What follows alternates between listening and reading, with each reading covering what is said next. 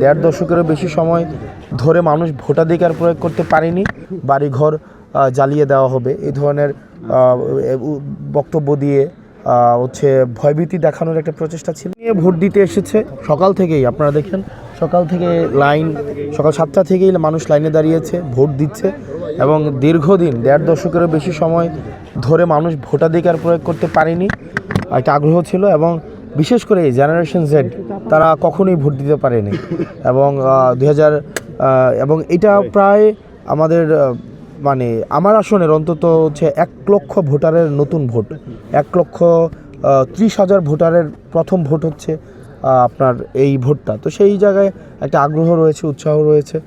তো বেলা গড়ানোর সাথে সাথে ভোটের যে পরিস্থিতি সেটা কতটা পরিবর্তন হয়, উৎসাহটা আমরা আশা করি সেটা বজায় থাকবে এবং মানুষ সবাই উৎসাহে ভোট দিতে আসবে। তবে যেটা হয়েছে যে আমরা গত 2 দিন দেখেছি যে ভোট যেন না দিতে আসে এবং নিজের বিরুদ্ধে ভোট দিলে বাড়িঘর জ্বালিয়ে দেওয়ার কথা বলা হয়েছে, যে আমার বিরুদ্ধে যদি ভোট দেওয়া হয় বাড়িঘর জ্বালিয়ে দেওয়া হবে, এই ধরনের বক্তব্য দিয়ে ভয়ভীতি দেখানোর একটা প্রচেষ্টা ছিল। একই সাথে সাথে আমরা গতকাল দেখেছি যে যারা জুলাইয়ে আপনার দেবিদ্বারে গুলি করেছে, হত্যা করেছে, মানুষ হত্যা করেছে, ইয়াসিন সাব্বির রুবেলদেরকে হত্যা করেছে, রুবেল ভাই বিএনপির নেতা ছিলেন, ওনাদেরকে হত্যা করেছে, তারা আবার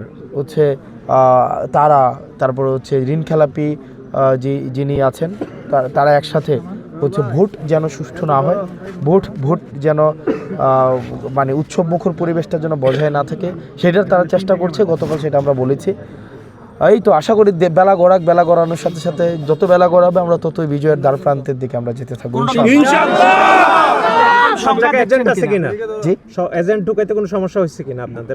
না। আমি এখনো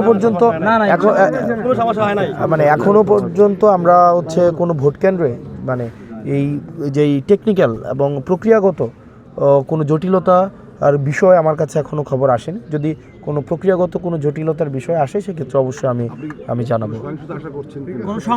না, সেটা দেখেন, আমরা কোনো সহিংসতা শঙ্কা এগুলা মুক্ত থাকতেই চাই। ভোট একটা উৎসবের হবে, ভোট তো ভয়ের না। মানুষ তার ভোটাধিকার প্রয়োগ করবে, যাকে ইচ্ছা থাকে, যাকে পছন্দ তাকেই ভোট দেবে। তো এটা আমি মনে করি না। দেবিদ্বারের মানুষের কাছে আহ্বান থাকবে, আপনি যাকে ইচ্ছা ভোট দেন। শুধু ভোটের জন্য আপনার ব্যক্তিগত সম্পর্ক অবনতি ঘটুক আমরা সেটা চাই না, তবে ভোট দেন, যাকে ইচ্ছা দেন। এবং আমরা প্রত্যাশা করি যে সামাজিক যে সৌহার্দ্যের সম্পর্ক সেটা আপনারা বজায় রাখবেন। শুধু ভোটাধিকার প্রয়োগের জন্য নিজেদের মধ্যে কোনো ধরনের নেতিবাচক সম্পর্ক আমরা প্রত্যাশা করি না। এবং এখনও পর্যন্ত বেলা গড়ানোর সাথে সাথে এই বিষয়গুলো নিয়ে আসলে মন্তব্য করা যাবে। ধন্যবাদ।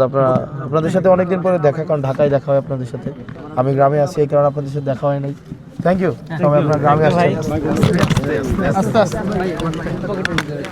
প্রিয় দর্শক, আমি এই মুহূর্তে আছি কুমিল্লা 4 দেবিদ্বার যে এই সংসদীয় আসন আছে, এখানে প্রতিদ্বন্দ্বিতা করছেন বৈষম্য ছাত্র আন্দোলনের ছাত্র নেতা, যাকে ক্যাপ্টেন হিসেবে পরিচিত সারা বাংলাদেশে, সেই ক্যাপ্টেন খ্যাত এনসিপির মুখ্য সংগঠক দক্ষিণাঞ্চল হাসনাত আবদুল্লাহ। সেই হাসনাত আবদুল্লাহর কেন্দ্রে আমরা এই মুহূর্তে অবস্থান করছি।